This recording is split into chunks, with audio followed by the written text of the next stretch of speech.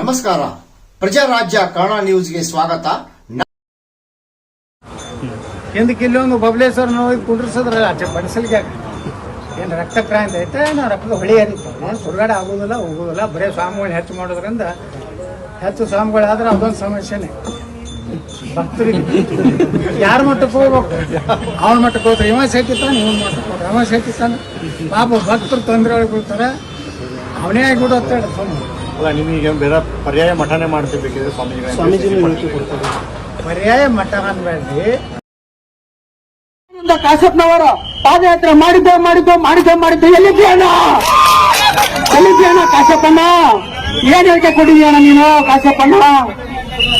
ಏನು ಹೋರಾಟ ಮಾಡಿದ್ಯಣ್ಣ ನೀನು? ನಿಮ್ ಹೋರಾಟದ ಗೌರವ ಇದೆ.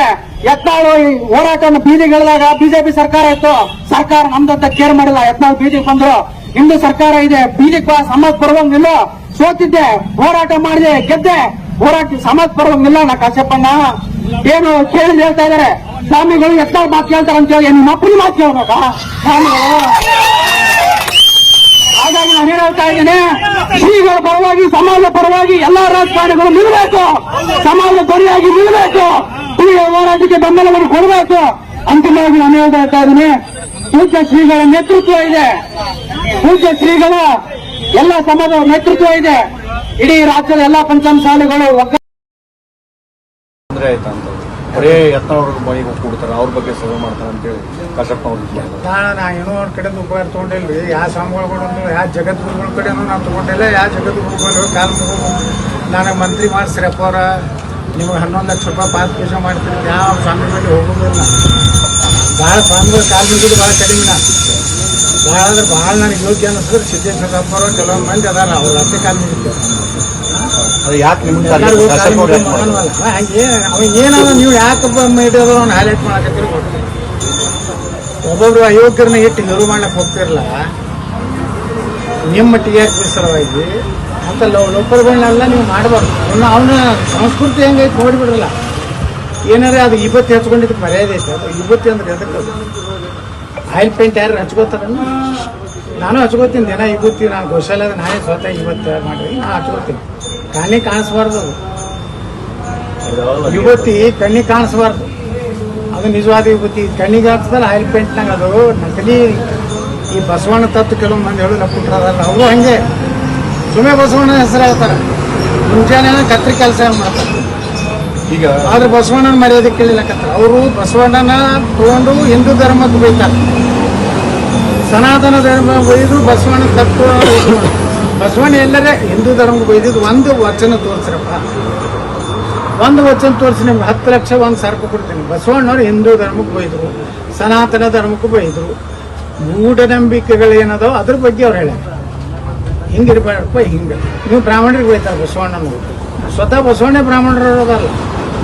ಬ್ರಾಹ್ಮಣರು ಕುಲಕರ್ಣಿ ಮನೆಗೆ ಹುಟ್ಟ್ಯಾರಲ್ಲ ಬಸವಣ್ಣ. ಹೌದಲ್ಲ? ಕುಲಕರ್ಣಿ ನೀವೇ ಏನೋ ಜನ್ಮ ಅದು ಬ್ರಾಹ್ಮಣರಿಗೆ ಬೈತಾರೆ. ಬ್ರಾಹ್ಮಣ ಸಮುದಾಯ ಬಂದಂತ ಬಸವಣ್ಣ ಒಂದು ಒಳ್ಳೆಯ ಧರ್ಮ ಕೊಡಬೇಕು, ಒಂದು ಸರಳ ಧರ್ಮ ಕೊಡ್ಬೇಕಂತೇಳಿ ಅಲ್ಲಿ ಇರುವಂಥ ಸನಾತನ ಧರ್ಮದಲ್ಲಿರುವಂಥ ಕೆಲವೊಂದು ಬದಲಾವಣೆ ಮಾಡೋದನ್ನ ಹೊರತು ಬಸವಣ್ಣನ ನಾವು ಸಮಾಜ ಸುಧಾರಕರು ಕರಿತೀವಿ. ನೀವು ಒಯ್ದು ಅವ್ರನ್ನ ಒಂದು ಪೇಟೆಂಟ್ ಮಾಡ್ಕೊಂಡ್ಬಿಟ್ರಿ. ಕೆಲವೊಂದು ಮಂದಿ ಬಸವಣ್ಣ ಅಂದ್ರೆ ಅವ್ರದ್ದೇ ನಾವು ಮಾಡ್ಕೊಂಡಾರ, ಏನೇನೇನೋ ಬರೀತಾರೆ. ಲಗ್ನ ಅಕ್ಕಿ ಕಾಳು ಹಾಕ್ಬಾರ್ದು, ಬಸವಣ್ಣ ಹೇಳ ನೆಲ್ಲಿ ಅಕ್ಕಿ ಕಾಳು ಹಾಕ್ಬಾರ್ದು, ಇವರೇ ಬಸ್ತಾರೆ. ಒಂದರ ತೋರ್ಸಕ್ ಒಂದು ಬಸವಣ್ಣನ ವಚನದಾಗ ಹಿಂದೂ ಧರ್ಮಕ್ಕ ಸನಾತನ ಧರ್ಮಕ್ಕ ಬೈದಿದ್ದ ಏನಾರ ಇತ್ತು ಇಲ್ಲ. ಸ್ವತಃ ಬಸವಣ್ಣನೇ ಶಿವನ ಪೂಜೆ ಸಂಗಮ ಆಗ್ತದ. ಯಾಕಂದ ಈಶ್ವರನ ಎಲ್ಲ ಸಂಗಮನ ಅಂತಂದ್ರು. ಅಂದ್ರವ ನಾಸ್ತಿಕ ಅಲ್ಲ ಬಸವಣ್ಣ, ಆಸ್ತಿಕ. ಈ ಕಳ್ಳ ಮಕ್ಕಳ ನಾಸ್ತಿಕರು ಅವನ್ನ ಕಮ್ಯುನಿಸ್ಟ್ ಲೀಡರ್ ಮಾಡ್ಕೊಂಡ್ಬಿಟ್ರೆ ಬಸವಣ್ಣನ. ಭಾರತೀಯ ಕಮ್ಯುನಿಸ್ಟ್ ಲೀಡರ್ ಯಾರಪ್ಪ ಅಂದ್ರೆ ಬಸವಣ್ಣ. ಯಾಕಂದ್ರೆ ಸುಮ್ಮ ಭಗತ್ ಸಿಂಗ ಅವ ಕಮ್ಯುನಿಸ್ಟ್ರ. ಇವರು ಇಂಥದ್ದು ಮಾಡಿ ದೇಶನಾಗ ಸನಾತನ ಧರ್ಮಕ್ಕೆ ಬರೆಯುವಂಥ ಒಂದು ಗ್ಯಾಂಗ್ ಏನಿದೆಯಲ್ಲ, ಕ್ಯಾಮಿ ಇಟ್ಕೊಂಡು ಈ ದಂಧ ಮಾಡ್ಲಕತ್ತ. ಕೆಲವೊಂದು ಕ್ಯಾಮಿ ಹಾಕೊಂಡವ್ರು ಇದೇ ದಂಧ ಮಾಡ್ತಾರೆ. ಬಸವಣ್ಣನ ಹೆಸರು ಹೇಳ್ಕೊಂಡು ಅವ್ರದೊಂದು ಉದ್ಯೋಗ. ಅದಕ್ಕೆ ನಾ ಹೇಳ್ತೀನಿ, ಕೂಡಲ ಸಂಗಮ ಸ್ವಾಮಿಗಳು ಸಮುದಾಯ ನೋಡ್ರಿ ಇವತ್ತ 2D ಮಾಡಿಸಿದ್ವಿ ನಾವು ಇಷ್ಟೆಲ್ಲ ಹೋರಾಟ ಮಾಡಿ ನಮ್ಮ ಬಿಜೆಪಿ ಸರ್ಕಾರ ಇದ್ದಾಗ 2D ಒಳಗೆ ಯಾರ್ಯಾರು ಅದಾರ ಇಡೀ ಲಿಂಗಾಯತರು ಎಲ್ಲರೂ ಅದಾರ, ಜೈನರು ಅದಾರ, ಕ್ರಿಶ್ಚಿಯನ್ರು ಅದಾರ, ವೈಷ್ಣವರು ಅದಾರ. ಇಷ್ಟು ಸಮುದಾಯ ಕೂಡಿ 2D 7% ಕೊಟ್ಟಾರಿ. ಈ ಎಲ್ಲ ಬರೀ ಲಿಂಗಾಯತರಿಗೆ ಬಂದ ಸಾರಿ ಕೊಟ್ಟಿಲ್ಲ. ಅದು ಯಾರು ಹೋರಾಟದ ಫಲ? ಕೂಡಲ ಸಂಗಮ ಸ್ವಾಮಿಗಳು ಹೋರಾಟ. ಲಿಂಗಾಯತರೊಳಗೆ ಎಷ್ಟೋ ಸಣ್ಣ ಕಮ್ಯುನಿಟಿ ಅದ, ಅವ್ರಿಗೆ ಮೀಸಲಾತಿ ಇರಲಿಲ್ಲ, ಜೈನ ಸಮಾಜಕ್ಕೆ ಇರಲಿಲ್ಲ.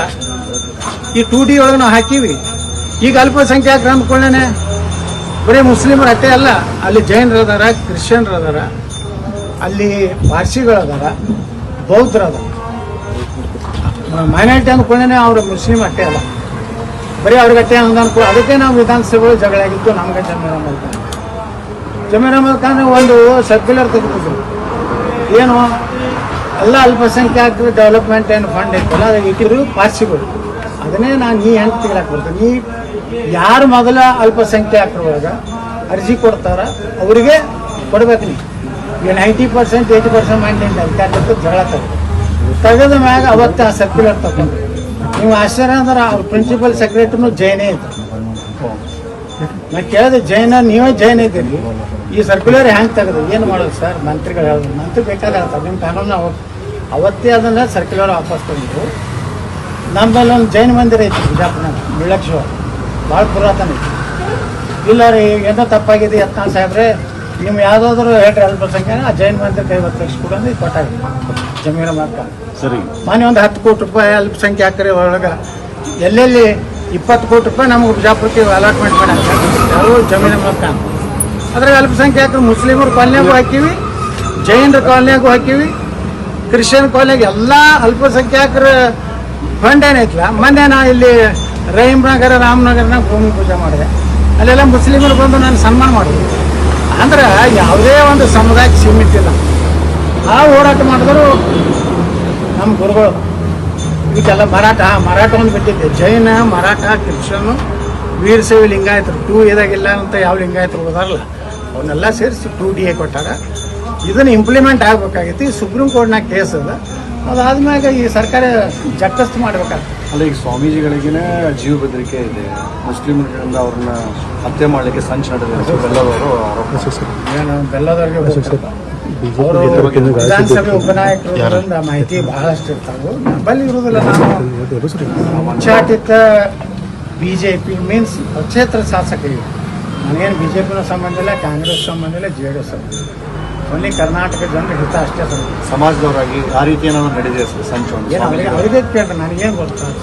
ನಾನು ಈಗ ಮುಂದೆ ಹಂಗೆ ಆರೋಪ ಮಾಡ್ಲಿಕ್ಕೆ ಬೀಗ ಹಾಕಿದ ವಿಚಾರ ಮತ್ತೆ ಅವ್ರು ಏನ್ ಹೇಳ್ತಾ ಇದಾರೆ, ಪರ್ಯಾಯವಾಗಿ ಮತ್ತೊಬ್ಬರು ಸ್ವಾಮೀಜಿ ಅವ್ರನ್ನ ನಾವು ತಂದು ಕೊಡಿಸ್ತೀವಿ.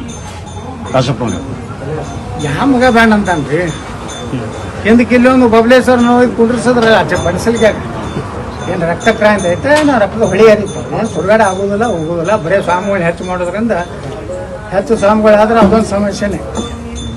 ಭಕ್ತರಿಗೆ ಯಾರ ಮಟ್ಟಕ್ಕೆ ಹೋಗ್ಬೇಕು? ಅವನ ಮಟ್ಟಕ್ಕೆ ಹೋಗ್ತಾರೆ. ಇವ ಸೇತಿತ್ತಾನೆ, ಇವನ್ ಮಟ್ಟಕ್ಕೆ ಹೋಗ್ತಾರೆ, ಅವ ಸೇತಿತ್ತಾನೆ. ಪಾಪ ಭಕ್ತರು ತೊಂದರೆ ಒಳಗೆ ಬೀಳ್ತಾರೆ, ಅವನೇ ಆಗಿಬಿಡುತ್ತೆ. ಅಲ್ಲ, ನಿಮಗೆ ಬೇರೆ ಪರ್ಯಾಯ ಮಠನೇ ಮಾಡ್ತಿರ್ಬೇಕಿದ್ರೆ ಸ್ವಾಮೀಜಿ ಪರ್ಯಾಯ ಮಠ ಅನ್ಬೇಡ್ರಿ,